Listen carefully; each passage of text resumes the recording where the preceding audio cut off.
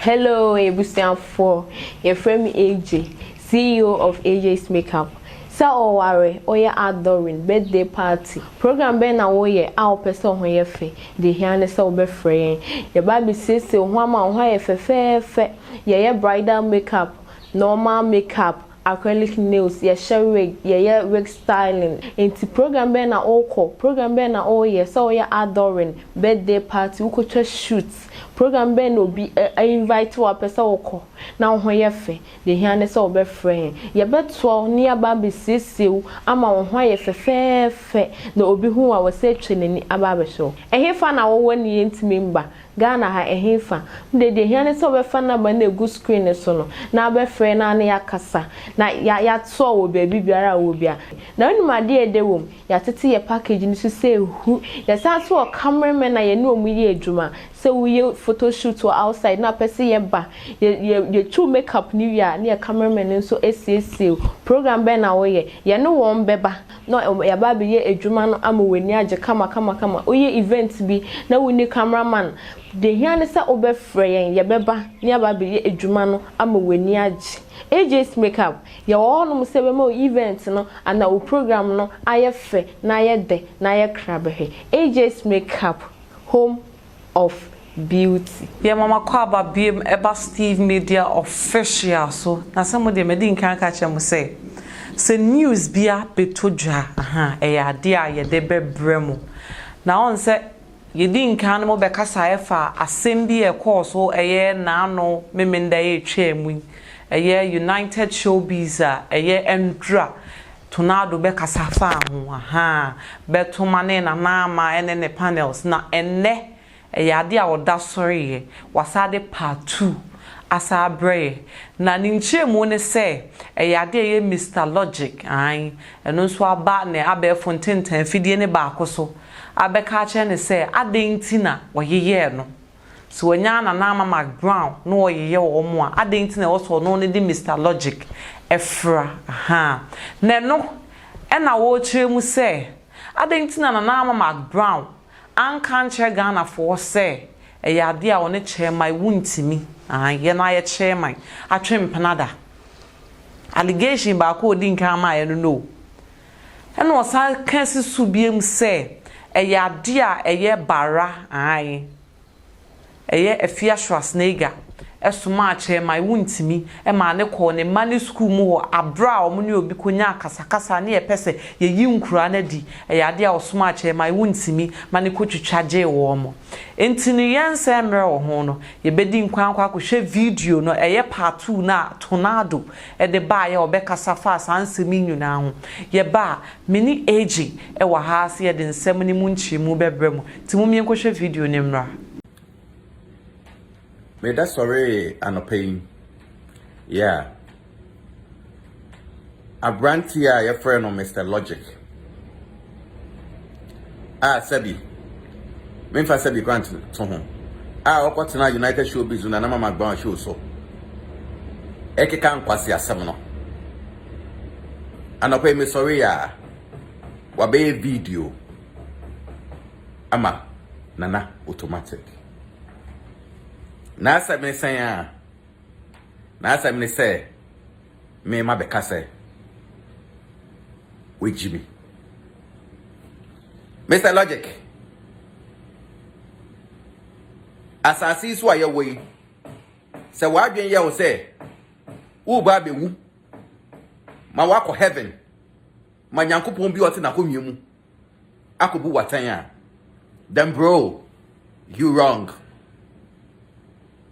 Obi eni hon ma owu mo obi akobu na tem obi bia o because asasi so aye we wenu mu asem ene asem ebe fi wenu mu aba ene ebe ba ni pe hu se we jimi ana hu jimi ye Mr Logic nkwasi asem na na United Television so na o ka no aye wa wenu mu asem no eno na ma mi odi tornado nana automatic nana change gear nana patako jiko eno ne mami di hu say we no matter na United Television so now kan no eno mami hu say you were a fool ena mesa ka say you were a fool biom e wo say why a video eke kan kwase asem de say any of the over come be asama. Now Ushiani Paco will be beer. Nani Paco na explain ya show. Yo be kulo ni pa ya mobo. Come de hey, logic.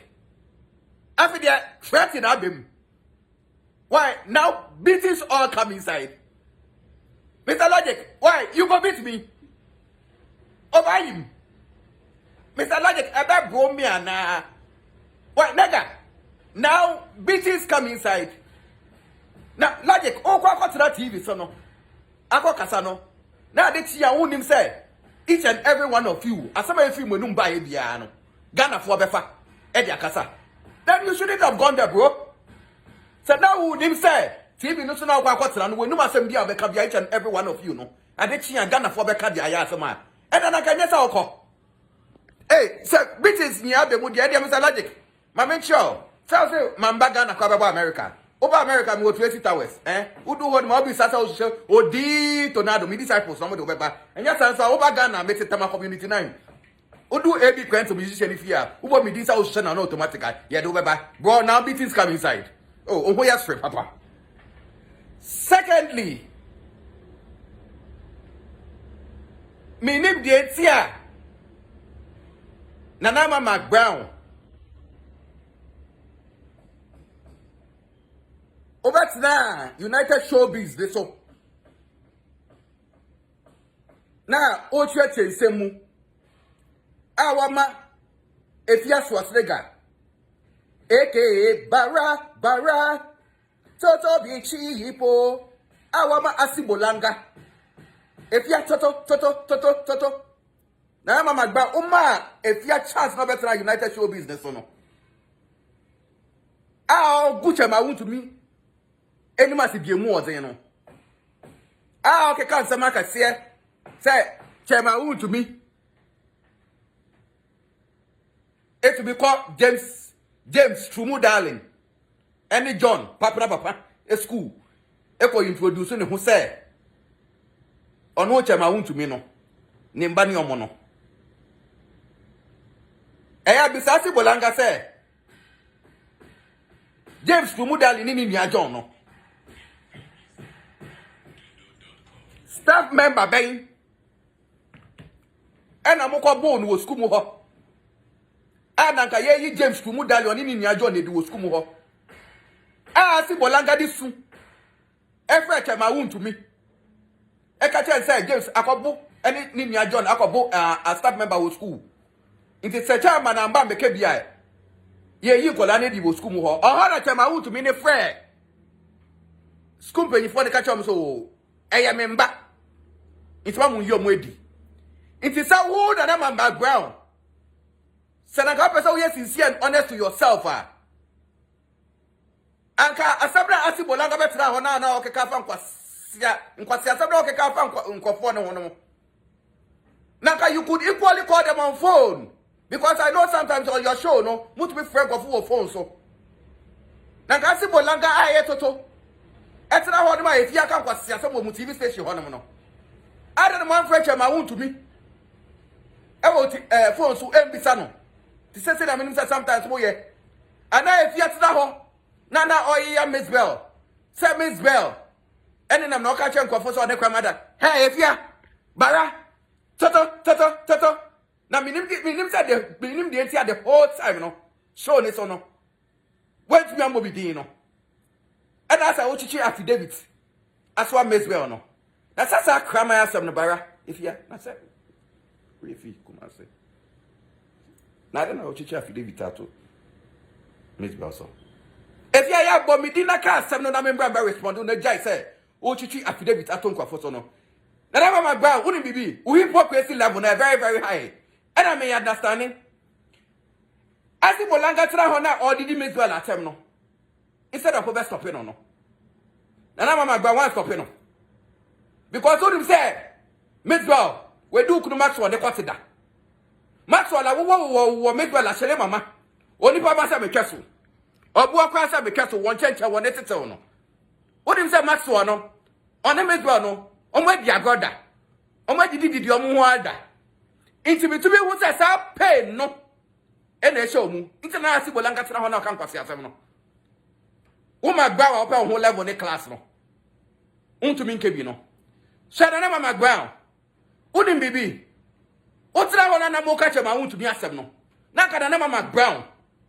Na ka say mo discuss no. Untumi catch up panelist for the say. Me na Macbrown na wetra ha no. Chema untumi. Hey, my ex-boyfriend. Nana Macbrown, were you able to tell your panelists that you've dated Chema to be before? Nana Macbrown, I'm my class older than sisters. As you say, I'm whole class and level. Putting some respect on your name. I'm gonna buy respect on my name. Sana why what's that out? What can't you say? Chema to be your ex-boyfriend. What can't you Maxwell say Chema to be or your ex-boyfriend Nana? What can't you say Chema to be no what was Shelebama? Only Papa said a kettle. Or boy class of a kettle, one change and one eternal. You should have told them. Nana Macbrown, I can say discuss such issue, no. It's be today. Nana Macbrown. If you are only Nana Macbrown, I'm going to minimum on the low. Because I could Nana Macbrown natural.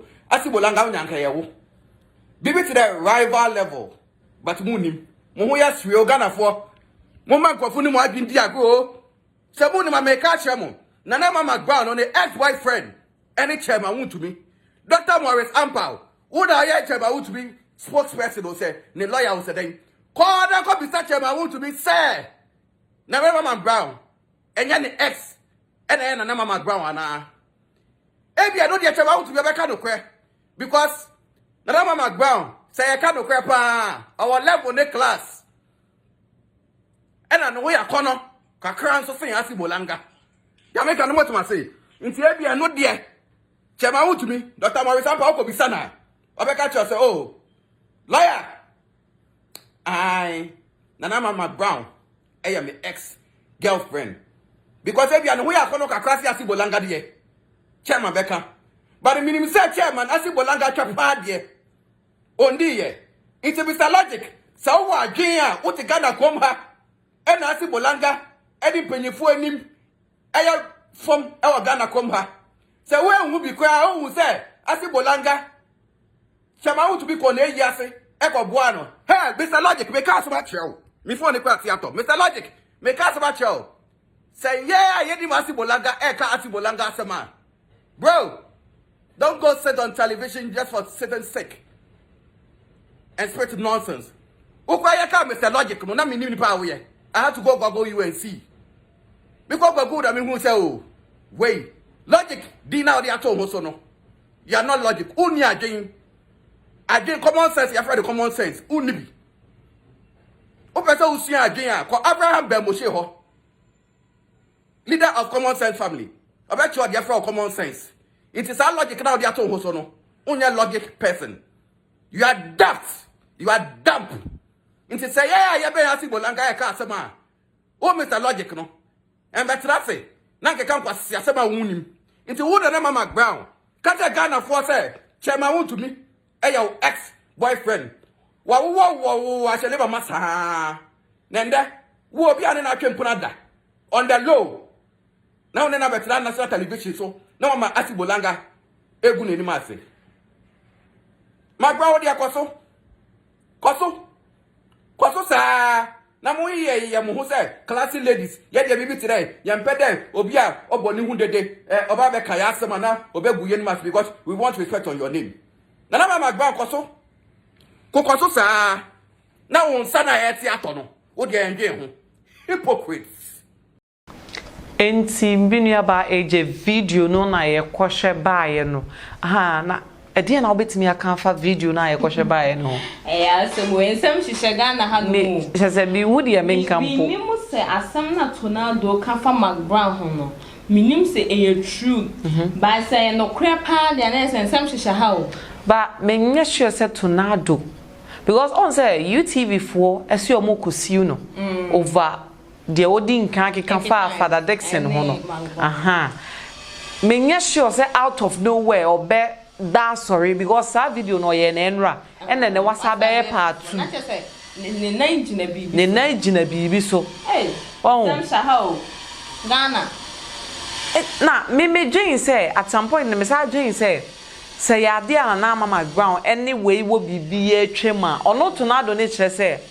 it could be say we ne ye enye chema wuntimi e bia ha wo treat man no enye good enti no ba bia kwa no de ne ho asembo ne enti na mama ground ne ma eye Schwarzenegger opportunity no so metna ni program ne so nye ye because of said the other year no nye sa na won so dwen ana won me ya adwen me no wonya adwen the instant tornado na ni abro kasa ni nan ono defend chama wuntumi or defending the freestyle. Also, so I public figure.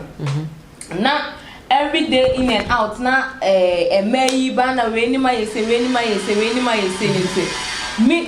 dear, me, they say me, dear, put the one to not do some now. Now, we made drinks of a forward share say, Macbrown and Chamaun to me, I have a fed, and no new kind so much a fear that opportunity, the man can explain no. Sana me to me no me imagine the work can sana yew nti wo dwen say eye chema wuntimi tornado defend no na adenti na ya na mema mo ayi no monka show ma he mu kakra sika say so mo there are some people be wo you know how to deal with them oba bi wo ha be ma o enye oba bia na ni kwan se oni ni ye bibi e also hu ni pan how I would me keep secret on say enye issue we na asi ama tornado ba be ka say eye na ye ma me na sister Macbrown oni eye chama untumi have affair enka ye nim eno kro bi be sound say na ene da be no no Ghana ha na ewo no o say before marriage na che say oni ne have affair san no be worry matro ai o my be na yetimu sa no nipa I was say ye mema and I say you leaders ni mu say bema de oye be so far say oye bema no kwa no timi kan che ne say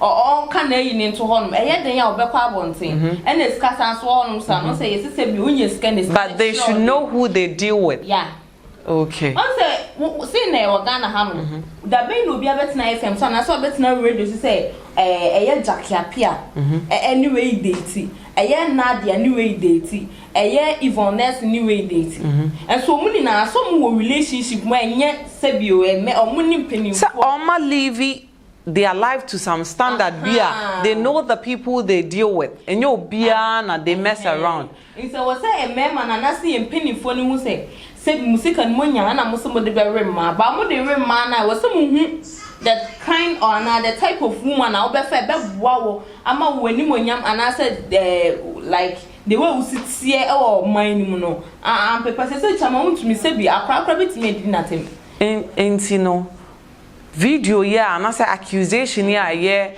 tornado dia to na mama Macbrown si ususu say to na mama Macbrown ombra bonti me tornado ano ana me to me dia kana na mama Macbrown mo ombra bonti because of say or person on trust and maturity yes say silence answers to fools and then the mama will be bisa o no yes will be the best reply to a fool is silence it's one kind to me but there are some things be o hwa say ya de ye enye no correct what na say na one ba bonten ameka say ye ni mo man ya ye nyina yetim obi abeka say na ye no correct nti na one ma bonten am reply o say ni na ye ko school way back in GHS on say woni be me free kakra bi na o ma sha ase e na we impna so we study where ya the moment I wonder why dream be ko so say we almost we am implement obi ka ge we ya okoi ni implement sumesi now like we be start aka say me pesa na nyim bibia na se ubu befu a na odi ne ka honu mu na ivi ye tu di kra na we treat the boy ni di kra ma na e ka honu ba say almost start so mu ye na say umu almost has the one say on form ho a within 2 weeks na edi ne so akata into to me dia magwa mo ma bonte ma me ka say we hu hia say oba bonte be ka say ye ne past na Mr Logic dia ne so oba bonte be ka say odwen so no so na ye right so be reply tornado Uha the word then akwakoya. On say issue ni see na nkasa na tornado be start say or ba be or attack you unse no modoso oyi alloy free mu na Ola Michael I think so you on so free na ka A+ any Mr. Logic na any efiaswa but omuni na no ka so muni na ejimi no owie san so ka say Mr. Logic ono ni chimi mu jimi that means say bi kra na beef wo muntem also yes entertainment show based in the beef de some shase tebetimi aba say beef bi wo ni ntem ana open ene wenya no nti na mo no so aba respond no okay aba reply okay nti anu nti na ama tornado aba respond Mr. Logic say me medi nkan ka kire say news bi bia yen ena ye de bebrew nti ya na wa click on notification button no why we click on notification button na said de be ya ye the news bia to wa unsa be kan wa shama ye fefefe me pese me bisa o final words to tornado ka bibi chere no asemu e wo ho ana wa yera e wo ho ana wa ba system I don't know say if you trust nigga pese na yini pe bia chese on penny ni mahwe. I think on said they were friends so they were friends before and now no yes it looks like almost the worst enemies. So what's the deal say if you trust nigga won semia start say eba out na every day if you trust nigga no so aba out di lady na tema na so di sister na tem into me they meet me aka say say if you trust nigga no ni wo beef no Sebi, if you just nigga no so Sebi, now you suck a client or count Baba reply now. O man so on more extended. More if you say you be an walk of course, if you are so a father Dexter Semia or so do quote. They saw the course now as them no. Your cana say will part in yeda. You have some money to pay. Because maybe who say Namunina and Namo your friends, Miss Bell, delay. If you shall snake and I will tornado out of nowhere na muntemute I think say 3 I gange up meaning say tornado that's one delay ye free there but I say more 3 ni there and if you shall snake no but day in and day out timi coffee for more past life ni na deba you know there are some certain things be wa only ni pane jadam for she no longer want to be friends with you now what once let her be or your mother also so you be kuno so you be wife we don't even know me first nigga no crowd did I have no problem with him he said onu ni subaya on the social media yes omo me no na yes and o did penny for atama like enyefe enti so be what time e ma no if you trust nigga no so be descend on so na said me I have no problem with him but to the extent say obekom penny for Father Dexter titru no ma omoye like omupu obe like what didn't na tim di any bedru honum no e honum na ka me to me on stop honum no na say fierce nigga and na or dey na asem me no problem me and no be so life no me be me deficit that lady and as a woman ombu no ho okay ombu no always insulting purpose into so did not tell I have no problem with it. Okay, into osi ombune ho eye efia Schwarzenegger nya dia obune ho kiti say. Enti no aya na won so de wadwenchira ba se wo support you no ana se wo support me no we leave you a comment comment section ho no wa click on notification bell no se de be I upload new video bia on sabeka na wa shama ff me say tornado de wa sha ase no by all means o sa de o china se me say no de patre aba ya sa de bebrem ya kram bye bye. Hello, Ebusian4. Your friend AJ, CEO of AJ's Makeup. Sa oware, oya adoring birthday party. Program ben na oye a person ho ye fe. De hiane sa obe free. Your baby sisi ho ama ho ye fe. Ye bridal makeup, normal makeup, acrylic nails, ye share wig, ye wig styling. Inti program ben na oko, program ben na oye sa oya adoring birthday party. Uko shoots. Program ben no be invite to a person oko na ho ye fe de hiane so be friend ye beto ne aba be sisiu ama ho ye fe na obi hu a wose twenani aba be so ehefa na wo wani ntimi mba Ghana ha ehefa de hiane so be fa na ba na egu screen so no na be friend na ya kasa na ya to wo baby biara wo bia na onu ma de edewom ya tete ye package ni so say hu ya sa so cameraman na ye no mu ye adwuma say we photo shoot or outside na person ye ba ye true makeup new year na cameraman nso SCC program be na wo ye no won beba no ya ba be ye adwuma no amaweni age kama oye event bi na woni cameraman de hiane sa obefre yen ye beba na ba be ye adwuma no amaweni age AJ's makeup ye wo no se be ma event no ana o program no aye fe na aye de na aye krabe he AJ's makeup home of beauty.